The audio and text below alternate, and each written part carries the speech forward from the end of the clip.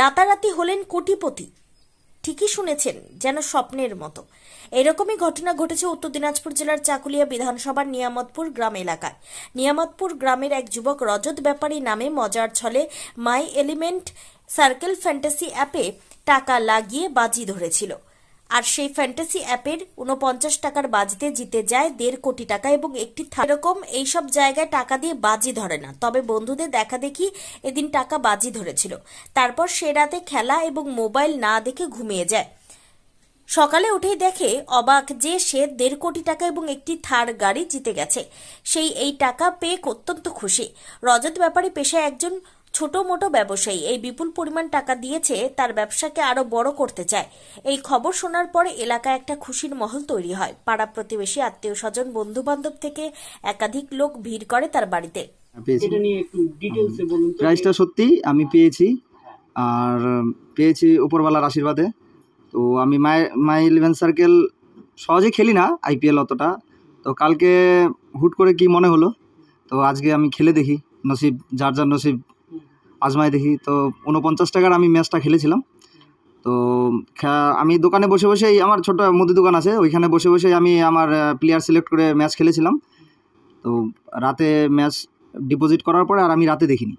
তো সকালবেলা যখন ঘুম থেকে উঠে দোকানে গেলাম, দোকানে যাওয়ার পরে মোবাইল ওপেন করলাম, ওপেন করার পরে দেখি যে আমার ওয়ালেটে 1.5 কোটি টাকার প্রাইসটা চলে এসেছে। তখন আমার বিশ্বাস হচ্ছিল না। তো আমার যে বন্ধু আছে সবাইকে স্ক্রিনশট পাঠালাম। স্ক্রিনশট পাঠানোর পরে এক বন্ধু যাচাই করার পরে বললো, না এটা ঠিকই আছে, তুই 1.5 কোটি টাকা প্লাস সঙ্গে থার এই প্রাইসটা তুই জিতেছিস। 1.5 কোটিতে মানে কত টাকা পাওয়া যায়? 1.5 কোটিতে আপনার 30% জিএসটি কাটে। তো আমাকে 1 কোটি 5 লাখের মতো ইয়ে করেছে দিবে, আর সঙ্গে থারটা। আর থারের যে ইটা আছে ওটা জানা নেই, কি প্রসেসটা আমার জানা নেই কি করে দিবে আর কি। টাকা কি আপনার ক্রেডিট হয়ে গেছে? হ্যাঁ, টাকা 84 ক্রেডিট হয়েছে, আর 26 সামথিং বাকি আছে এখন। ওটা ক্রেডিট এই সমস্ত অ্যাপে ধাপে ধাপে হয়? হ্যাঁ, ধাপে ধাপে হয়। কেমন লাগছে এখন? খুব ভালো, এক্সাইটেড খুব। বন্ধুরাও সবাই খুশি, সবাই এক্সাইটেড, পরিবারের সবাই এক্সাইটেড খুব। না, আমার কখনো এরকম মনে হয় নাই যে এরকম আমি পাবো। তো এই নিয়ে আমার দ্বিতীয়বার। এর আগে 1-2 বার খেলেছি ওরকম। আমি যে খেলি না, ছোটোখাটো খেলি যে এরকম না, মনে হলো খেললাম, না হলো ছেড়ে দিলাম, এইরকম।